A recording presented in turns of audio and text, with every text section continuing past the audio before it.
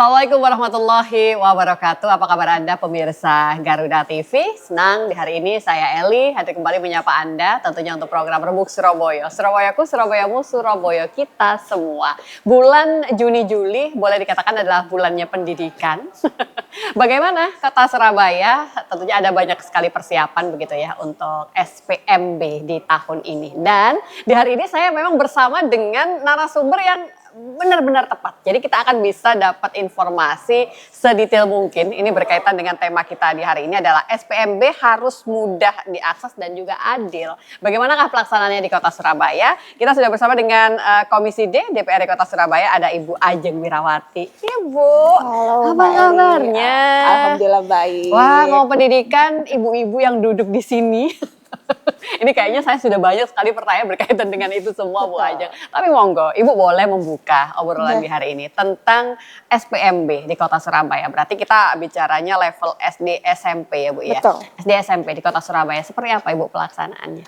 Iya, sekarang udah masuk Juni Betul. sehingga untuk proses pendaftarannya yang SD ini sudah berjalan ke jalur domisili kelurahan. Kemudian nantinya pastinya yang untuk wilayah wewenang SMP ini sudah berjalan menuju ke jalur afirmasi. Tapi yang jelas nanti keduanya ini tetap bisa diakses ya untuk warga masyarakat baik secara online ataupun juga offline. Terjadwal selesai di akhir bulan Juni untuk semua proses SPMB tingkat SD SMP ini, Bu. Kalau yang SD selesainya pertengahan Juni sudah. Kemudian sudah pemenuhan pagu. Kemudian kalau yang SMP nanti awal-awal Juli sudah pemenuhan pagu. Oke. Jadi memang negeri dan swasta kita upayakan semuanya tetap bisa menjadi kesatuan lah supaya warga masyarakat bisa mengakses segala info tidak hanya di negeri saja. Untuk prosesnya apa yang berbeda Bu Ajeng di SPMB tahun 2025 ini Ibu? Yang pastinya kita menyesuaikan dari Permendikbud ya, yang di atasnya mengenai jalur-jalur. Kalau memang dulu kita ada jalur namanya zonasi, sekarang kita beralih ke jalur domisili. Nah ini jalur domisili ini kita bisa hanya 40%. Jadi selainnya turun, kalau dulu kan 50% untuk zonasi, sekarang turun menjadi 40% untuk domisili. Nah, itu pastinya kita sudah menata dan evaluasi juga sejak 7 tahun yang lalu ya, bagaimana proses-proses pendekatan sekolah ke rumah ini bisa lebih adil lah untuk masyarakat lainnya seperti itu. Oke. Bu, sebenarnya kalau bicara perubahan, ini hanya perubahan istilah saja, sebutan atau memang penerapan juga? Kalau tadi dari kuotanya berarti ya? Iya. Yang tadinya kuotanya 50 menjadi 40. 40%. Selain itu apa yang berbeda dalam proses SPMB di tahun ini, Bu Ajeng? Ya, jadi yang pastinya untuk perbedaan kita kan secara kuota menyesuaikan dari aturan Permendikbud yang di atasnya. Kemudian untuk definisi lah, pastinya seperti yang ditanyakan oleh Mbak Ali kan definisi antara zonasi dan domisili. Yang jelas ini kan bagaimana kita mengupdate data anak ya untuk nanti masuknya ke data dapodik sekolahan. Ini memastikan semuanya baik domisili ataupun zonasi tetap menggunakan KK kalau di Surabaya, dan juga harus diresmikan minimal 1 tahun sebelumnya. Jadi tidak yang baru saja karena ingin mendapatkan sekolah terdekat akhirnya berganti surat KK ataupun dan sebagainya. Tapi yang jelas ini sudah menjadi bahan evaluasi tahun sebelumnya, sehingga alhamdulillah yang dipastikannya sih sosialisasi sudah ada sehingga tetap menggunakan data yang minimal 1 tahun terakhir. Oke, Bu Ajeng, tema kita di hari ini SPMB mudah diakses dan juga berkeadilan begitu kan. Bagaimana Ibu memastikan semua itu? Apakah dengan perubahan yang ada, walaupun tadi disebutkan kita patokannya adalah Permendikbud tadi begitu kan. Tapi apakah sudah cukup memberikan rasa adil Ibu pada seluruh masyarakat Kota Surabaya, Bu Ajeng? Kembali lagi, kita sudah mengevaluasi. Kalau dulu namanya PPDB, karena ini memang fungsi dan tujuannya dan mendekatkan rumah ke sekolah, sehingga kita memastikan setiap kelurahan ataupun kecamatan memiliki SMP negeri seperti itu. Dan ini supaya bisa masyarakat benar-benar mengakses pendidikan gratis seperti itu. Betul. Tetapi pada saat kita pengembangan sistem penerimaan siswa baru ini, kita memang terganjal dalam artian kita tidak boleh serta-merta langsung membangun sebuah SMP negeri, walaupun kita APBD Kota Surabaya cukup besar ya, 12 triliun, tetapi kita tetap mengadakan diskusi, musyawarah kepada sekolah swasta yang lainnya supaya tetap masyarakat dan wali murid bisa mengakses tidak hanya negeri melulu tapi juga swasta seperti itu. Tapi yang jelas kita juga mengembangkan salah satunya juga di tahun 2025 ini akhirnya kita menetapkan ada 3 SMP baru ya nantinya akan dibangun. SMP negeri baru? Iya. Oke, di Surabaya? Di Surabaya. Masih on progress dan kemungkinan akan bisa dinikmati fasilitasnya itu berapa tahun mendatang Ibu? Kurang lebih tahun depan ya. Tuh, yang jelas kemarin sudah ada. Sebaran wilayahnya Bu Ajeng? Ya itu dia, karena kita emang terganjal dari aset, kemudian juga bagaimana kepemilikan dan juga alur dari sekolah. Yang jelas kita mengevaluasi. Ada kurang lebih 4 kecamatan yang hanya ada 1 SMP, tetapi sayangnya 4 kecamatan itu masih belum. Seperti itu. Karena di tempat lain, karena memang kecamatan tersebut memang masih sangat terbatas sekali lahannya untuk menjadi sekolah yang fasilitasnya bagus, kemudian juga pemilikan asetnya juga masih jarang. Akhirnya kita memastikan di tempat-tempat mana yang bisa dibangun SMP negeri yang baru. Aduh, sepertinya saya sama seperti Bu Ajeng. Kalau Bu Ajeng tadi bilang saya mau menyampaikan mana dulu, sama saya juga mau bertanya apa dulu. Tapi Bu Ajeng saya coba ingin fokus ke salah satu. Ibu tadi sempat menyebutkan berkeadilan itu tidak hanya bagi siswa begitu ya, tapi juga untuk sekolah swasta. Artinya kan begitu. Berarti apa Bu upaya-upaya untuk bisa menjembatani itu semua? Apakah memang nantinya akan ada begitu bentuk intervensi dari pemerintah Kota Surabaya untuk sekolah swasta atau bagaimana Bu Ajeng? Kalau intervensi sudah ada ya, pastinya kita tidak hanya bantuan dari pusat, bantuan operasional dari pusat yaitu BOS, tapi juga bantuan operasional dari daerah atau Bopda. Sehingga semua sekolah bisa mengakses dan juga memastikan keterpenuhinya fasilitas dan juga kenyamanan siswa. Kembali lagi yang kita titik beratkan di sini adalah keadilan untuk para wali murid mengakses, kemudian juga bagaimana sekolah swasta dan negeri ini bisa berjalan bersama-sama sejajar. Kemudian yang ketiga memastikan para murid ini yang bisa mendapatkan akses full dalam artian pendidikan khususnya yang dari keluarga gamis itu, yaitu kita memastikan tidak ada lagi anak-anak yang tidak bisa bersekolah. Oke, baik. Untuk mereka yang tidak lolos, tidak bisa dengan beberapa catatan tidak bisa masuk ke sekolah negeri, berarti bentuk bantuan yang bisa diberikan dari pemerintah Kota Surabaya itu seperti apa sih Bu?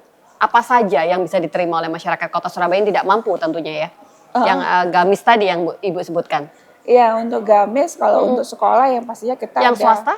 Swasta kita ada komunikasi dan diskusi juga pada sekolah swasta. Kita ada menyampaikan bahwa Kota Surabaya ada kurang lebih 117.000 ya penduduk miskin, dan di situ ada kemungkinan ada keluarga-keluarga yang akan mendaftarkan baik SD ataupun SMP swasta. Dan untuk yang gamis dan pramis yang sudah terdaftar di dinas sosial kurang lebih ada 5.000 keluarga, dan ini tidak semuanya bisa tertampung di SMP ataupun di sekolah negeri. Ya, ini kita akan memberikan kuota khusus untuk para sekolah swasta juga bisa ikut berpartisipasi dengan adanya BOS dan Bopda untuk memberikan bantuan yang memang kepada anak dari keluarga yang sudah terdaftar dari dinas sosial sebagai gamis ataupun pramis. Oke, berarti sebenarnya tinggal bagaimana informasi itu tadi tersampaikan Ibu ya. Tidak banyak begitu, belum banyak mungkin masyarakat di Kota Surabaya benar-benar paham. Sebenarnya sampai di sekolah swasta pun itu bentuk intervensi dari pemerintah Kota Surabaya masih ada begitu kan. Kembali pada upaya sosialisasi Bu Ajeng, sejauh ini Ibu melihat sebaik apa, semasif apa pemerintah Kota Surabaya coba mensosialisasikan untuk gelaran SPMB pada tiap tahunnya? Dinas Pendidikan mungkin ya? Iya, yang pastinya dari pengupdatean data kita sudah bekerja sama dengan pihak kelurahan supaya memastikan keluarga tersebut bisa mengetahui bahwa siapa saja sih termasuk keluarga gamis ataupun pramis, sehingga nanti pada saat ingin mendaftarkan anaknya di SD dan SMP bisa memanfaatkan jalur yang tersedia. Baik SD kan sudah ada jalur afirmasi, kemarin sudah jalan. Kalau memang kuotanya perlu tetap penuh, bisa tetap mendaftarkan ke jalur domisili kelurahan dan kecamatan. Tapi jangan khawatir ya, khususnya anak-anak yang di SD. Tapi kalau untuk keluarga gamis dan pramis pastinya akan mendapatkan bantuan tambahan, yaitu kurang lebih bantuan seragam dan juga alat sekolah yang gratis seperti itu. Jadi supaya tidak bingung orang tuanya untuk memenuhi baik itu dari tas sekolah, sepatu dan sebagainya. Semuanya sudah dipersiapkan. Semoga ini memang benar-benar yang dibutuhkan oleh seluruh masyarakat di Kota Surabaya. Kita harus jeda sebentar, nanti kita akan coba lanjut kembali bagaimanakah untuk evaluasi pelaksanaan SPMB di Kota Surabaya untuk tingkat SD dan juga SMP. Sesaat lagi untuk Anda.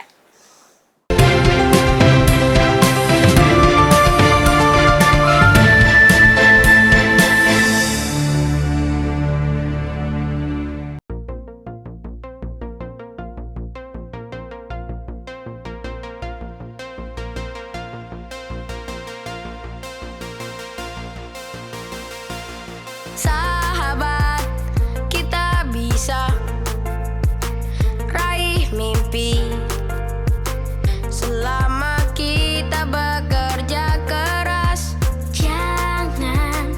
Jangan malas, belajarlah, berjuang untuk meraih mimpi. Selalu berdoa pada Tuhan yang kuasa.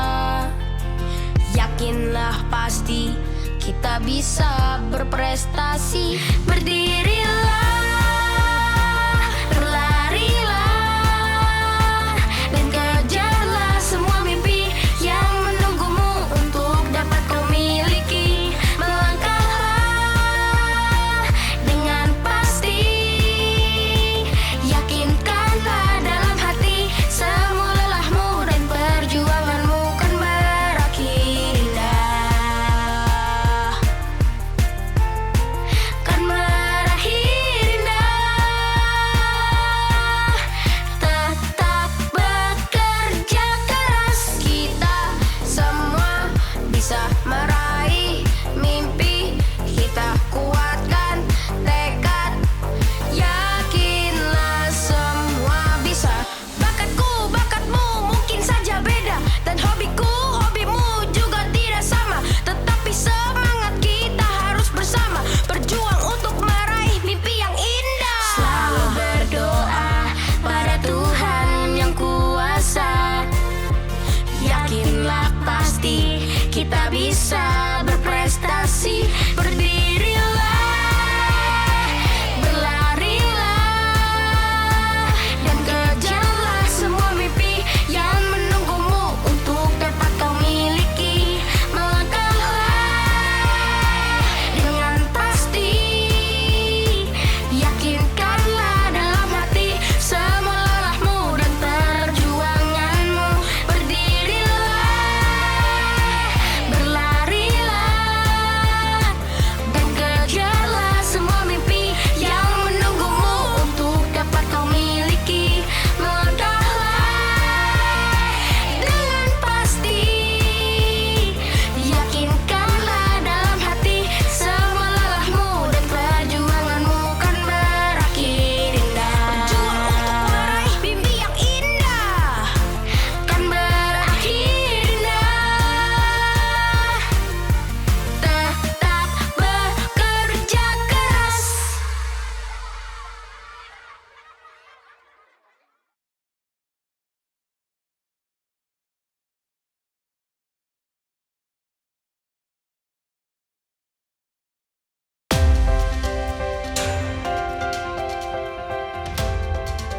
Mengenal dunia militer lebih dekat dari awal sejarah hingga teknologi modern pertahanan. Desain dan operasi baru menggunakan peralatan anti-submarine warfare atau ASW, radio dan radar. Di medan pertahanan negeri dalam informasi dunia militer. In Militer, setiap hari hanya di Garuda TV. Kolaborasi teknologi canggih di medan pertahanan negeri dengan pesawat tempur dan perang elektronika. dalam informasi dunia militer di garda terdepan.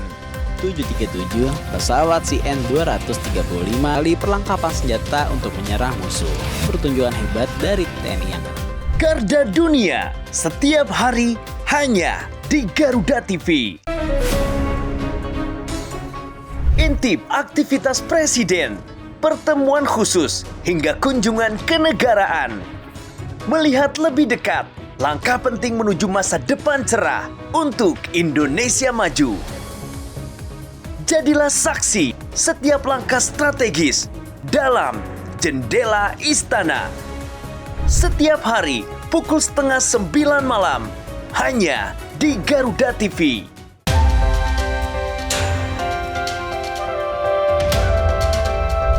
Jangan lewatkan jam rehat Anda dengan perkembangan informasi paling aktual. Peristiwa yang terjadi setiap saat disajikan untuk Anda. Operasi yang dikelola oleh warga binaan. Laporan 8 siang, setiap hari pukul 12 siang, hanya di Garuda TV.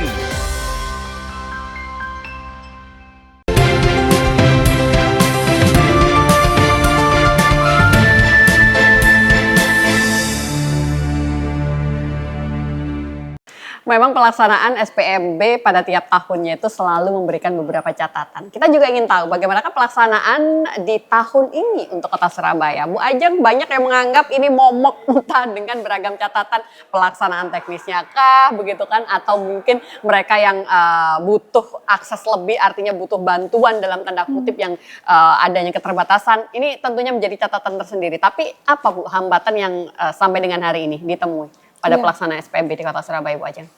Yang hambatan tentu saja dari kita mengevaluasi di tahun-tahun sebelumnya, banyak masyarakat yang masih mungkin kebingungan dalam artian mengakses secara digital ya 100% online ini, sehingga kita kemarin sudah selalu mengingatkan kepada Dinas Pendidikan untuk menambah posko-posko. Jadi tidak hanya posko aktif di Dispendik, bahkan kalau bisa bekerja sama dengan SD dan juga SMP dan bahkan kelurahan, supaya masyarakat ini bisa benar-benar bisa mengakses 100% online seperti apa.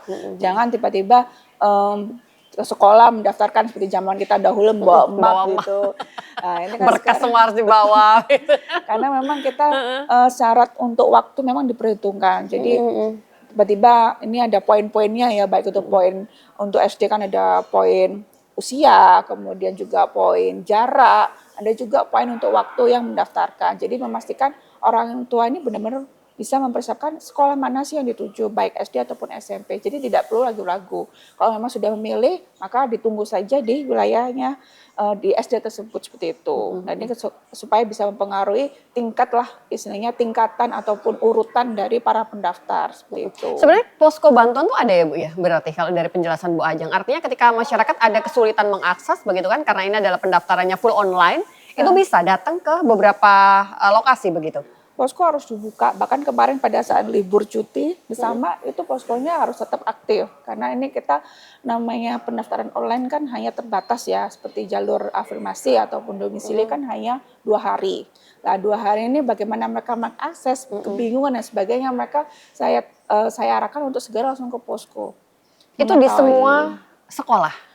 Yang SD, di SMP? SD dan SMP negeri yang pastinya ada petugas piketnya. Kita sudah meminta Dispendik mensosialisasikan kepada kepala sekolah untuk membuka posko lah seperti itu untuk memaksimalkan pelaksanaan 100% sudah online ini seperti itu. Bu Ajeng, saya ingin memperdalam lagi. Ibu tadi sempat menjelaskan ketika masyarakat yang penerima bantuan, mereka yang biasanya mendapatkan bantuan dari pemerintah tapi tidak masuk ke jalur afirmasi, itu tetap bisa menggunakan domisili tapi dengan fasilitas yang sama, begitu ya Bu ya? Betul. Oke, artinya bantuan seragam dan sebagainya itu juga sama persis bantuan yang diberikan di jalur afirmasi, Bu Ajeng?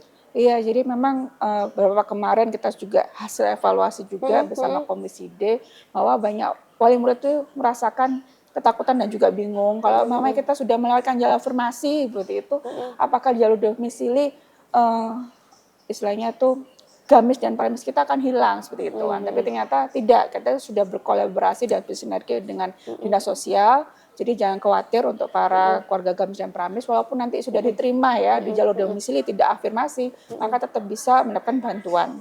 Karena itu sesuai dengan yang mereka menjadi haknya sebagai hak gamis ataupun pramis. Dan ini juga tidak hanya berlaku di sekolah negeri, tapi juga sekolah swasta. Oke. Karena ini kan datanya mereka harus terupdate. Jangan sampai pada saat mendaftarkan mereka ternyata baru tahu loh ternyata saya tidak dikategorikan sebagai keluarga miskin.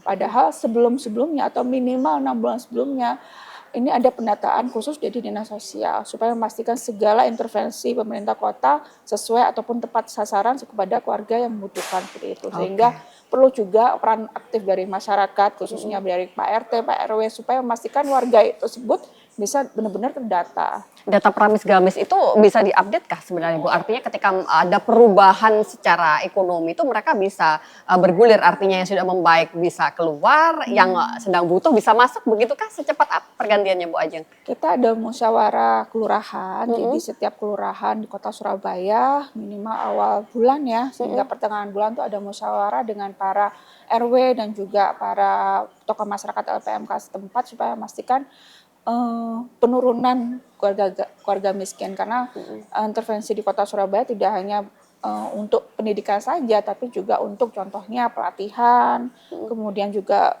bantuan mungkin rutilahu dan sebagainya, sehingga kita butuh memonitoring ya siapa saja sih keluarga miskin yang luput dari bantuan. Jangan sampai sama seperti yang tahun-tahun yang lalu sudah bertahun-tahun mungkin para ada lansia sebatang kara tidak pernah dapat bantuan karena alasannya kakaknya itu berbeda dengan alamat asli dan ini tidak pernah diketahui ataupun tidak pernah pengkawalan dari RT RW setempat. Jadi kurang perhatian lah, kurang proaktif. Nah, ini kita harapkan hal itu tidak terjadi sehingga memastikan para tokoh masyarakat RT RW setempat supaya mendatakan dan Proaktif juga tadi ya. proaktif siapa saja sih yang tinggal di situ yang tidak sesuai KK berapa, yang sesuai KK berapa seperti itu. Oke, benar. Tinggal bagaimana upaya untuk bisa terus mengupdate data itu tadi. Bu Ajeng, sampai dengan hari ini Komisi D sudah seintensif apa Bu berbicara dengan Dinas Pendidikan terkait dengan persiapan gelaran SPMB di tahun ini, Bu Ajeng?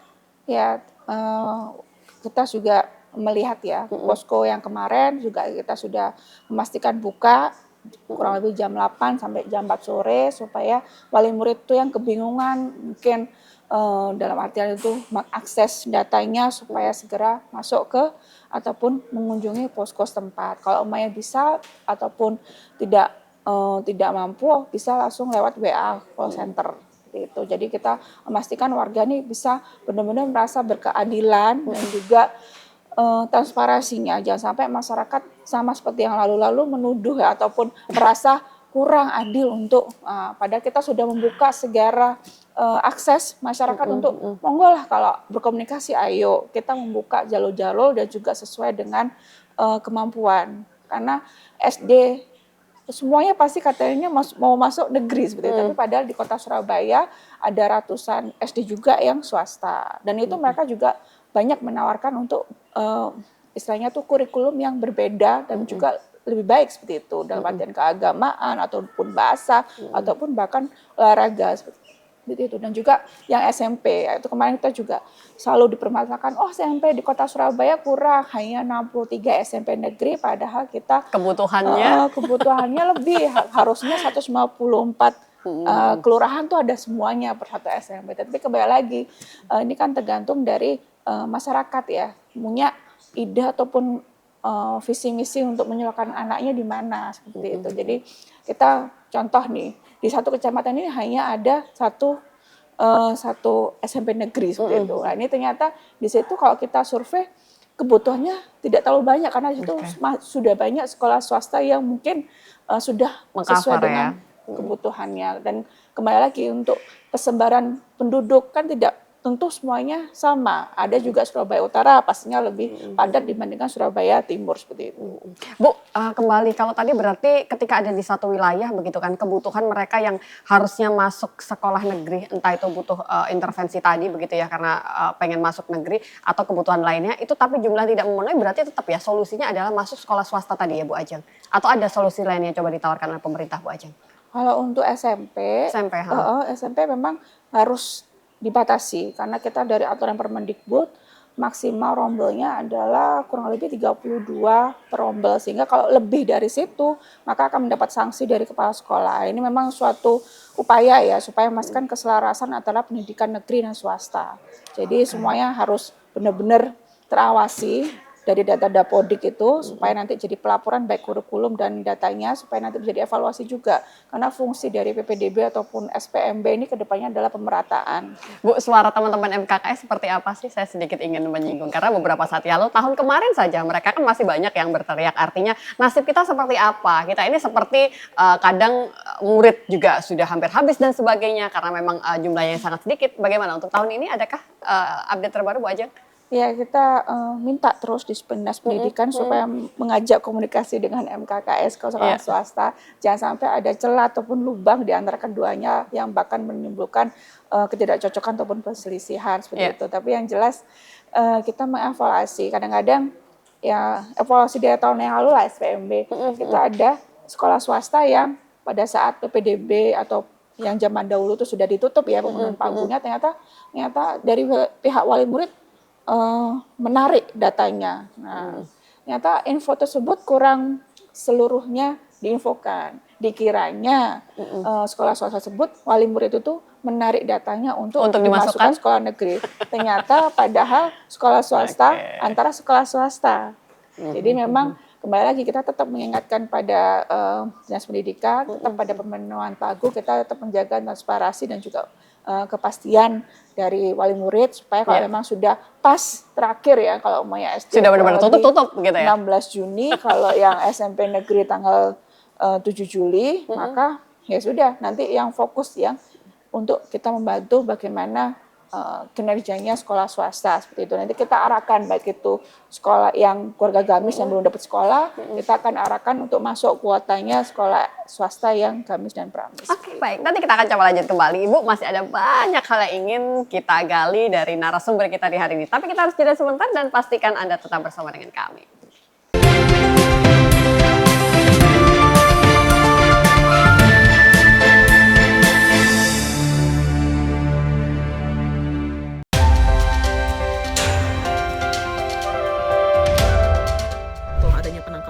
Berbagai peristiwa penting terjadi sepanjang hari.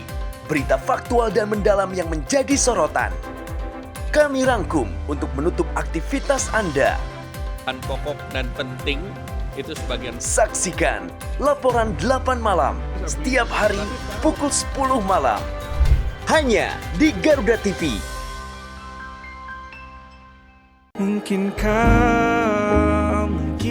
Temukan lagu-lagu hits yang sedang trending.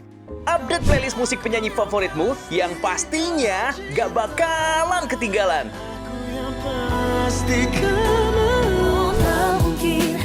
Tak mungkin bila harus menunggu tanpa akhir. Inilah musik trending Senin sampai dengan Jumat. Buktikanlah, buktikan, coba bukti. Hanya di Garuda TV.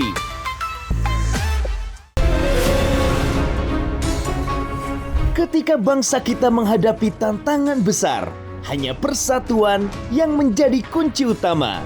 Tema skandal Agus Difabel sekarang 15 orang tapi penyelidikan kepolisian masih sampaikan bersama ahli dan pakar terpercaya membahas semua isu hangat. Ini bagaimana pengaruh Indonesia kita setiap hari pukul 7 malam hanya di Garuda TV.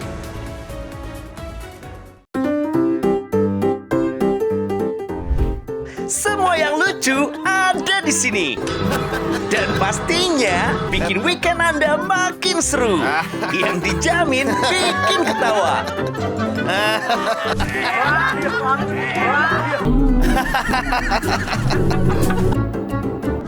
Saksikan, mau ketawa takut dosa. Hanya di Garuda TV.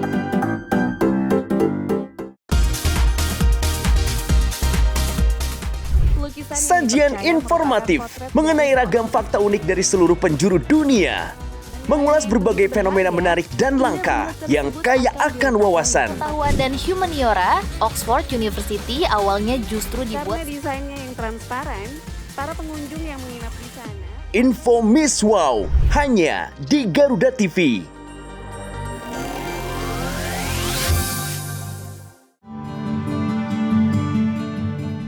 Gimana Mas? Kamu nggak boleh KDRT nanti. Penasaran dengan kisah cinta yang tersembunyi di balik sorot lampu? Cari tahu perjalanan spiritual yang akan mengubah pandangan tentang cinta kita. Amin, amin, amin. Bersama Tias Mirasih dan konsultan spiritual cinta yang akan mengungkap rahasia cinta para bintang ternama di Kita dan Cinta. Setiap hari pukul 1 siang hanya di Garuda TV.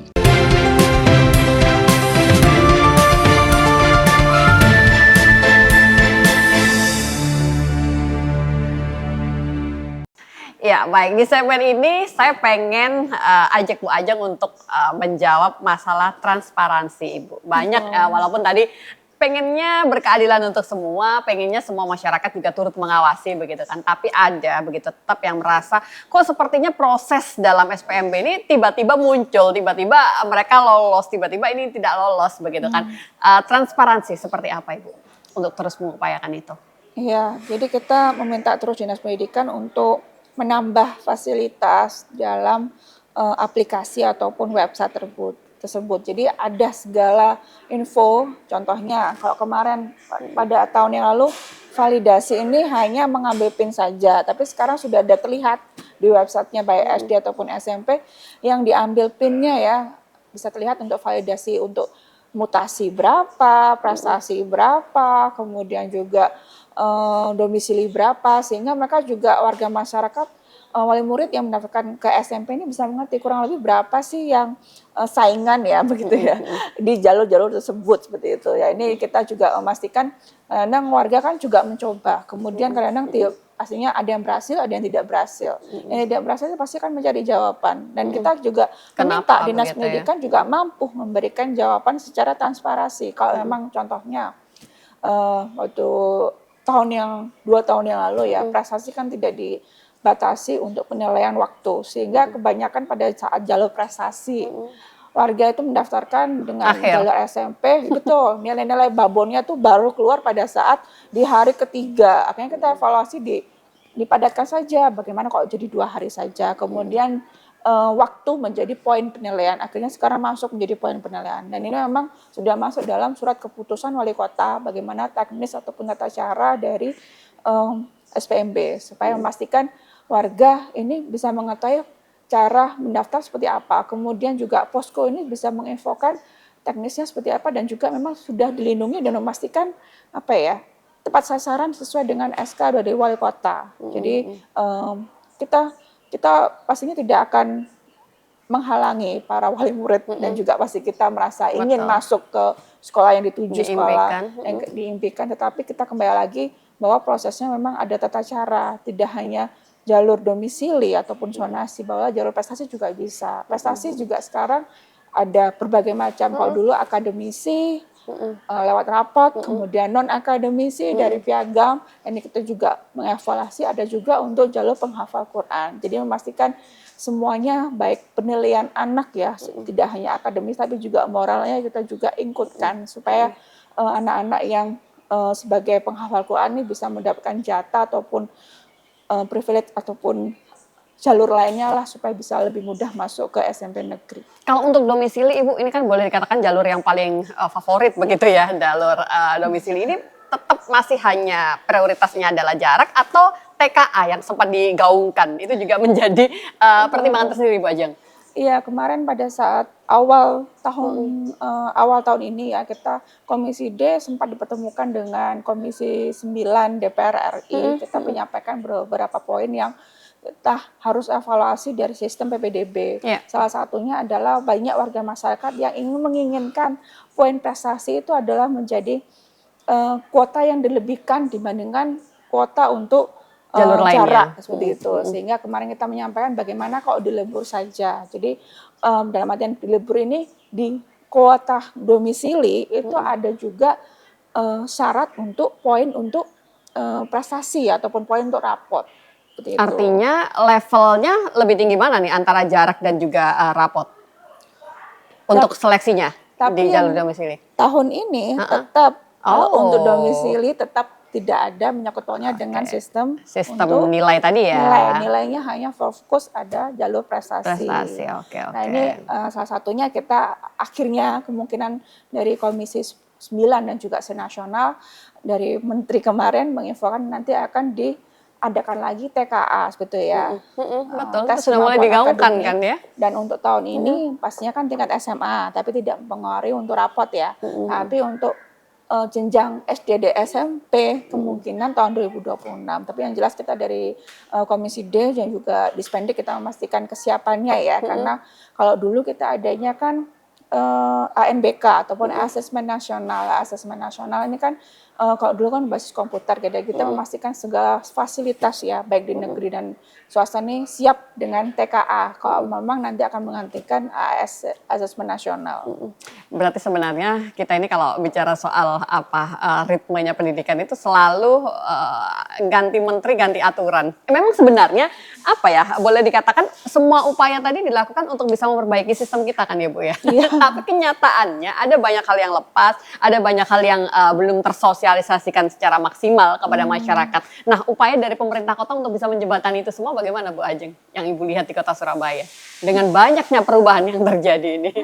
Iya, tapi yang jelas kota Surabaya pendidikannya sudah baik dalam artian kita sudah punya, kalau yang dulu dikatakan sekolah favorit, sekarang alhamdulillah kita sudah menjadikan pemerataan lah, semua lebih banyak sekolah favorit lah. Kalau dulu hanya 1, 2, tidak sampai 10, sekarang kalau semuanya kurang lebih hampir semuanya favorit. Nah, itu menjadi kebanggaan dan juga prestasi juga untuk pemerintah kota Surabaya. Tapi juga kita evaluasi pastinya bagaimana tidak secara fasilitas sarpas saja, tapi juga dari SDM-nya. Jadi kita memastikan untuk pelatihan dan juga pemenuhan kebutuhan belajar di sekolah baik negeri dan swasta itu bisa terpenuhi, karena memang tantangan-tantangan itu pasti sangat banyak sekali. Baik kita secara anggaran, secara luas kita sudah membantu dan juga banyak ya menerima guru ya, baik membantu juga guru swasta, tapi kembali lagi proses-proses itu tidaklah mudah. Contohnya kita kemarin sudah menemukan banyak kekurangan guru, tapi tahun ini insya Allah sudah akan terpenuhi guru-guru di SD negeri ataupun SMP negeri supaya bisa membantu memastikan kualitas pendidikan mereka untuk menuju ke jenjang berikutnya. Bu Ajeng, dengan besarnya anggaran yang digelontorkan untuk pendidikan di kota Surabaya, apa sih Bu capaian yang sudah terlihat Bu? Apakah bisa memastikan anak-anak di kota Surabaya yang memang usia sekolah itu benar-benar bisa bersekolah dengan sesuai itu tadi Bu? Jadi kita sudah menyampaikan bahwa pendidikan ini memang kewajiban kita di SD dan juga SMP negeri. Tetapi banyak juga nilai-nilai pendidikan yang harus kita penuhi. Salah satunya mungkin beasiswa untuk SMA, SMK supaya wajib pendidikan 12 tahun yang dulu yang sekarang 13 tahun bisa terpenuhi. Walaupun memang kita sebagai pemerintah daerah hanya sampai SMP, tapi kita juga pemerintah kota ini juga memberikan bantuan intervensi kepada anak-anak yang gamis dan pramis prioritasnya untuk melanjutkan ke SMA dan SMK. Itu walaupun itu adalah kewenangan provinsi. Ada juga bantuan untuk beasiswa penunda tangguh ya ataupun beasiswa kuliah, sehingga nanti memastikan bahwa pendidikan ini kan mau tidak mau kan pasti ada hubungannya dengan tenaga kerja. Betul. Supaya memastikan keterlibatan dan juga memastikan di kota Surabaya ini minim pengangguran dan juga memastikan juga lebih banyak wira swasta dan usahawan lah di kota Surabaya. Kemudian juga bantuan lainnya ya pastinya kita yang terbaru ini ya adalah kejar paket, karena tidak menutup kemungkinan mungkin yang usia sekolah sudah dituntaskan ya dari negeri, swasta, kemudian SMA, tapi juga ada namanya untuk mengatasi pengangguran itu tadi kita membutuhkan adanya kejar paket. Nah ini kita juga bekerja sama dengan PKBM supaya memastikan orang-orang gamis dan juga keluarga pramis ini bisa dapat bantuan pendidikan supaya benar-benar bisa bersaing lah di kota Surabaya yang memang banyak genjatan urbanisasi lah sebagai kota Surabaya. Tapi kalau data kita itu sudah menunjukkan adanya penurunan kah sebenarnya Bu Ajeng, angka anak putus sekolah, pengangguran tadi, terus juga ketersediaan lapangan pekerjaan. Kota Surabaya seperti apa sih Bu? Sedikit. Kota Surabaya sebenarnya secara angka ya itu sebenarnya sudah menurun, tetapi kembali lagi banyak juga yang kasus-kasus yang ternyata ada anak yang baru ditemukan belum sekolah seperti itu. Karena datanya ada dua, data yang sudah terukur berarti sudah diselesaikan atau belum diselesaikan. Ada data yang memang luput sehingga tidak terukur seperti itu. Oke, baik. Nanti kita akan coba lanjut kembali. Kita harus jeda sebentar Ibu dan pastikan Anda tetap bersama dengan kami pemirsa untuk program Rembuk Surabaya yang dipersembahkan oleh DPRD Kota Surabaya. Sesaat lagi untuk Anda.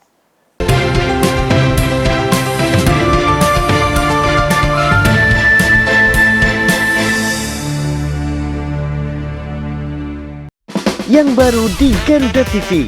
Resep rahasia di balik sajian menarik, masakan Nusantara dan internasional.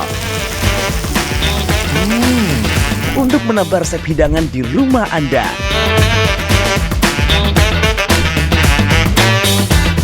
Baru bintang tamu ternama tersajikan lengkap di sini. Saksikan Galeri Rasa Senin sampai dengan Jumat pukul 4 sore hanya di Garuda TV. Menyajikan diskusi hangat yang tengah menjadi sorotan publik bersama tokoh berpengaruh di negeri ini. Terjadi apabila ada pengetahuan dan keberanian Mengungkap mengambil berbagai tindakan yang pandangan jelas. dari isu sosial, politik, dan ekonomi. Sebetulnya karena semua di dalam sistem, semua Tempat di mana ide memiliki arti penting. Saya selalu bilang, never give up. Orang penting setiap Jumat hingga Minggu pukul 9 malam hanya di Garuda TV.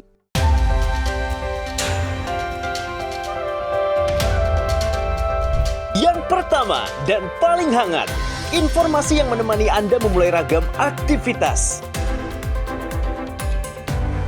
Jadikan pagi Anda lebih berarti dengan kabar terkini. Laporan 8 pagi, setiap hari pukul 6 pagi, hanya di Garuda TV.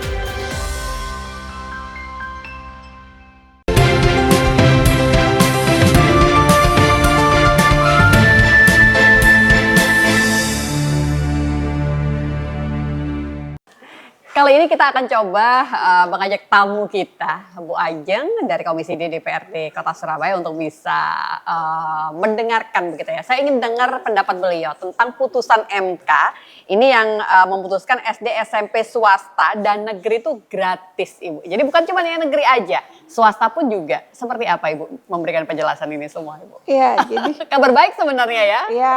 Oke. Ya, kita menunggu ya bahwa memang kita dari pemerintah daerah dan juga kekuatan dari APBD Kota Surabaya pastinya kita sudah mengupayakan baik pendidikan gratis itu minimal yang sesuai dengan tepat sasaran, yaitu pada keluarga gamis dan juga pramis begitu. Jadi untuk dua keluarga itu pastinya sudah akan dibiayai oleh pemerintah kota daerah. Nah, yang jelas untuk putusan MK ya kita akan menunggulah juknis dari pemerintah pusat sejauh mana bisa mencapai dan juga sesuai ya dengan cita-cita kita pendidikan gratis bisa dirasakan. Tapi yang jelas kita kemarin juga menemui banyak sekolah swasta bahwa yang diinginkan adalah bagaimana membiayai para guru-guru swasta seperti itu. Tapi yang jelas kita juga tetap berkomunikasi sejauh mana kesiapan minimal yang negeri dululah untuk memastikan kesemuanya ini bisa sesuai dengan kualitas pendidikan.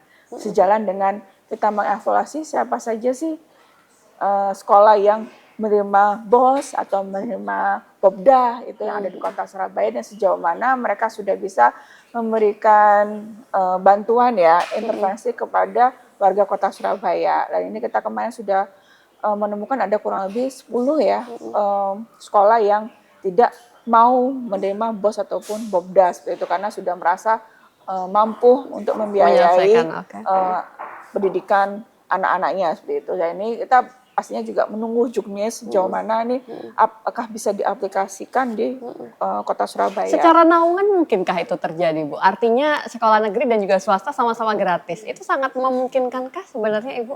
Secara aturan, itu kan aturan yang kita membutuhkan musyawarah ya dengan negeri dan swasta. Dan untuk selama ini untuk bantuan operasional BOS ini kan memang bisa diajukan oleh semuanya sekolah yang ada di Kota Surabaya. Negeri Tapi ataupun untuk swasta Popda gitu ya? ataupun bantuan operasional daerah itu adalah diperuntukkan untuk para sekolah yang memang SPP-nya di bawah 500.000. Jadi kalau yang di atas seperti itu maka tidak diarahkan ataupun tidak diajukan untuk penerima Popda. Oke, Nah, tetap ada beberapa aturan. betul. Oke. Jadi harapannya nanti pemerintah pusat bisalah membuat aturan juga sama seperti pemerintah daerah supaya menjelaskan sejauh mana sih siapa saja penerima bantuan yang pendidikan gratis. Kemudian yang kedua, standar kualitas seperti apa sih? Karena yang pastinya tidak hanya negeri saja, tapi swasta juga pasti bermacam-macam kualitasnya. Oke, baik Ibu. Satu pertanyaan yang mungkin ini boleh dikatakan berangkatnya ini dari pusat begitu ya kan. Kita melihat beberapa sosialisasi yang dilakukan, persiapan bahkan sekolah rakyat Ibu. Surabaya menyambut itu seperti apa Bu Ajeng?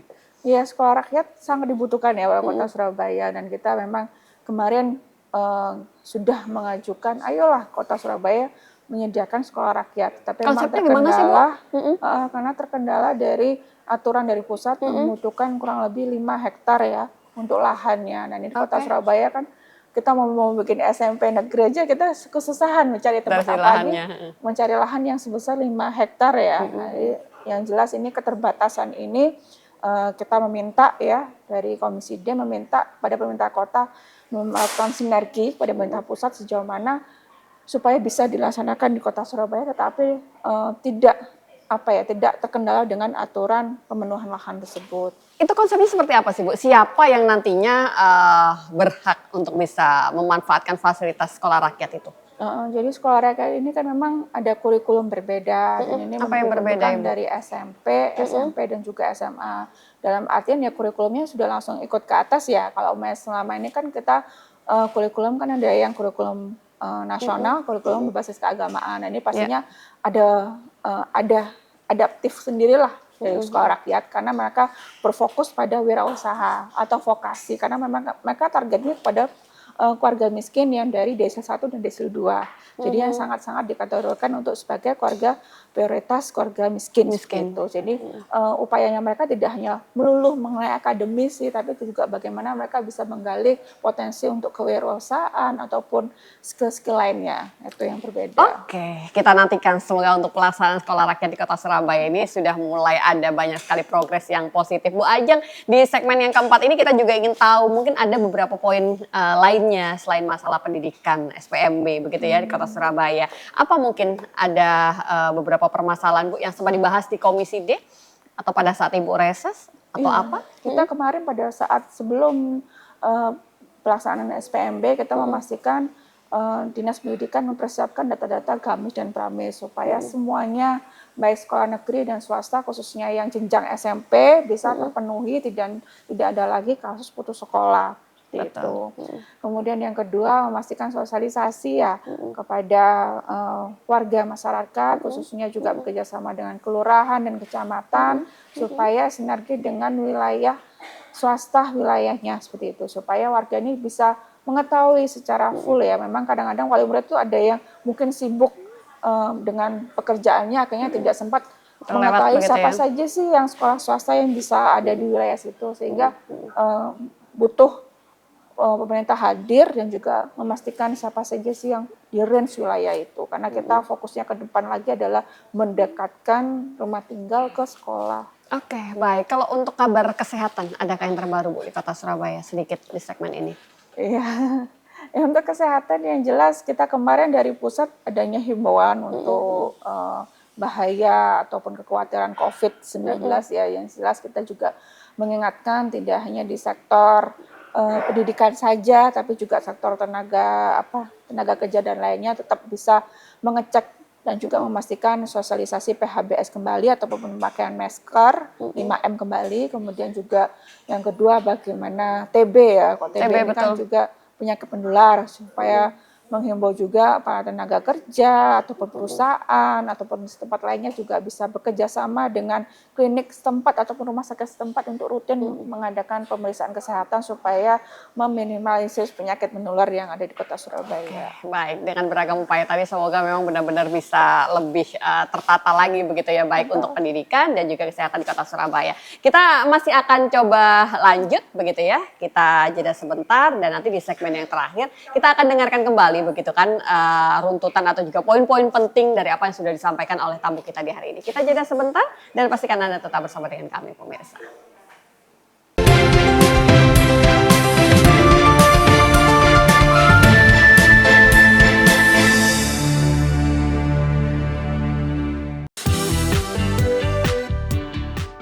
pasola pun dapat dilaksanakan.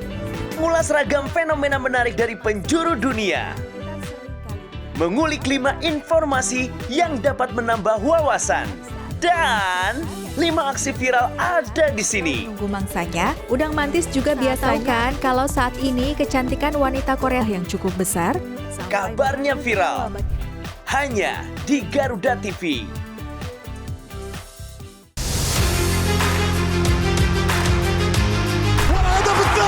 Update terbaru dari dunia olahraga.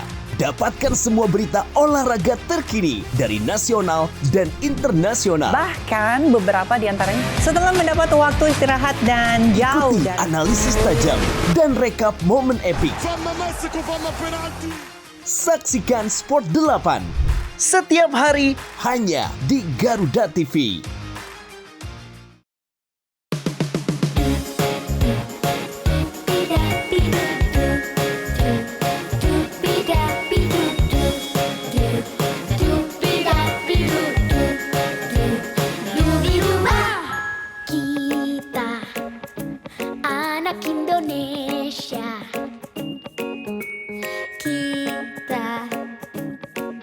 Cita-cita menjadi generasi emas yang kan lepas landas, terbang tinggi bagai Garuda, lambungkan nama Indonesia.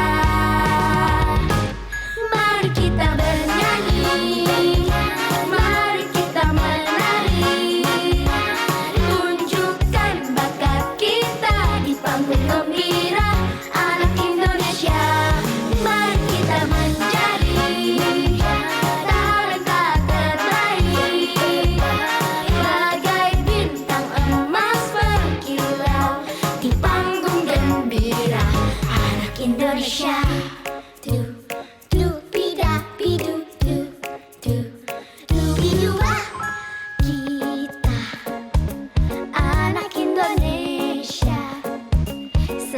Dan ceria dalam harmoni menjadi generasi emas yang kan lepas landas, terbang tinggi bagai Garuda, lambungkan nama Indonesia. Mari kita bernyanyi, mari kita menari, gembira anak Indonesia. Mari kita menjadi talenta terbaik, bagai bintang emas berkilau di panggung gembira anak Indonesia. Shina, aku juga mau perform dong. Perform apa, Sky? Aku bisa menari, aku bisa bernyanyi, aku bisa menjadi talenta terbaik. Mari kita bernyanyi, mari kita menari, tunjukkan bakat kita di panggung gembira anak Indonesia. Mari kita menjadi talenta terbaik, bagai bintang emas berkilau di panggung gembira anak Indonesia. Mari kita bernyanyi, mari kita menari, tunjukkan bakat kita di panggung gembira anak Indonesia. Mari kita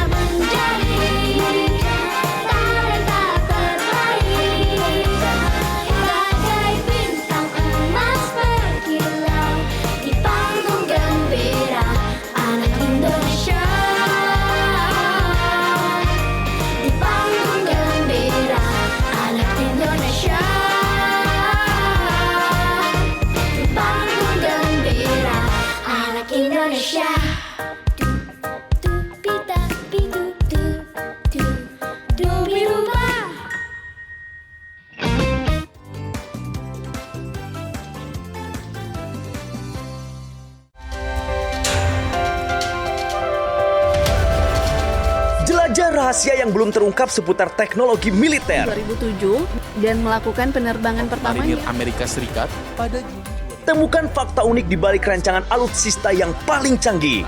terbesar dan terkuat di dunia. Kolaborasi teknologi canggih dalam informasi dunia militer. Di balik senjata, hanya di Garuda TV.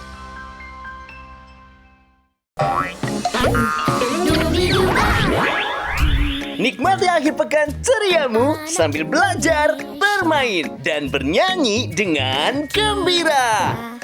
Tunjukkan bakatmu bersama Andra Jedi, Sandrika, Lovely, dan Abshina di panggung Gembira Anak Indonesia. Setiap hari Sabtu dan Minggu pukul 9 pagi. Hanya di Garuda TV.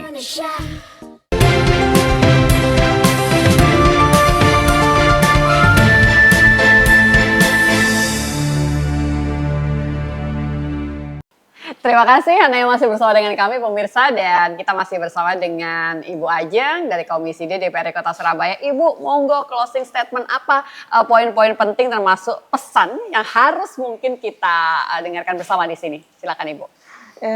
Yang pastinya yang pertama untuk pemerintah Kota Surabaya memastikan untuk peningkatan kualitas dan juga transparansi, keadilan untuk para wali murid, dan juga memastikan untuk ketepatan waktu dan juga posko yang bisa diakses ya, baik itu secara dispendik ataupun dari SD dan SMP kelurahan setempat juga bisa bersinergi.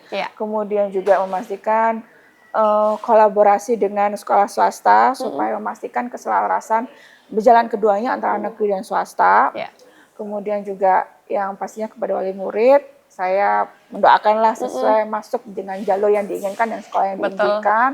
Kemudian jangan khawatir Bapak Ibu sekalian bahwa waktu itu menentukan. Jadi Bapak Ibu sekalian kalau ingin mendaftarkan ke sekolah yang setuju, baik itu nanti SMP jalur afirmasi, jalur prestasi ataupun domisili, monggo dijadwalkan segera waktunya ditempatkan. Kalau bisa jam 12 tetet tuh bisa langsung secepatnya. Nah, itu juga dipantau terus baik secara online di website ataupun bahkan bisa secara offline di posko ataupun juga bisa ke WA call center supaya sewaktu-waktu bisa segera mendapatkan data update untuk tingkatan atau urutan untuk memasukkan SPMB anak-anaknya.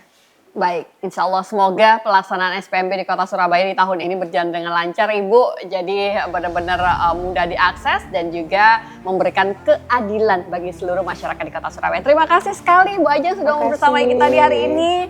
Semoga apa yang kita perbincangkan ini bisa memberikan manfaat untuk kita bersama. Saya Eli, pamit undur diri. Wassalamualaikum warahmatullahi wabarakatuh. Waalaikumsalam warahmatullahi wabarakatuh.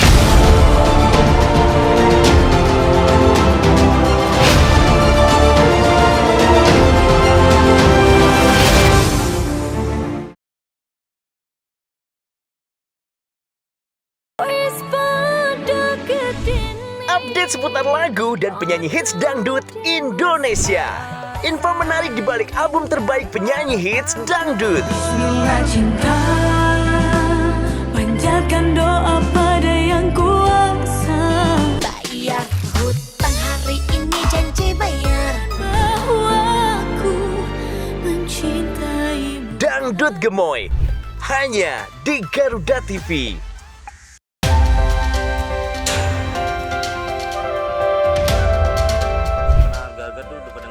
Update kasus dan isu terhangat langsung dari lapangan. Bareskrim Polri berhasil menggagal 6 partai oposisi Korea. Faktual, padat dan akurat. Ikuti setiap perkembangan di laporan 8 petang setiap hari pukul 6 sore. Live di Garuda TV.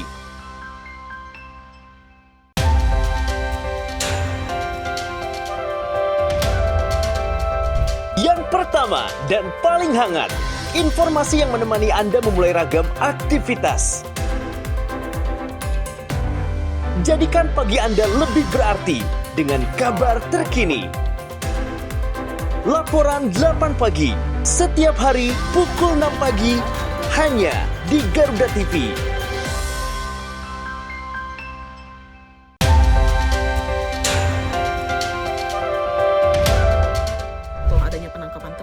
berbagai peristiwa penting terjadi sepanjang hari. Berita faktual dan mendalam yang menjadi sorotan.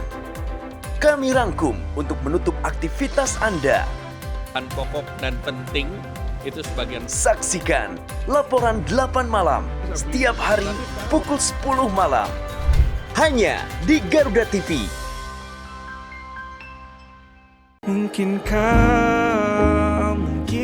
Temukan lagu-lagu hits yang sedang trending.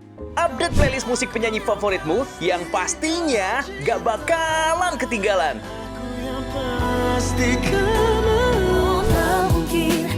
Tak mungkin bila harus menunggu tanpa akhir. Inilah musik trending Senin sampai dengan Jumat. Buktikanlah, buktikan, coba bukti. Hanya di Garuda TV.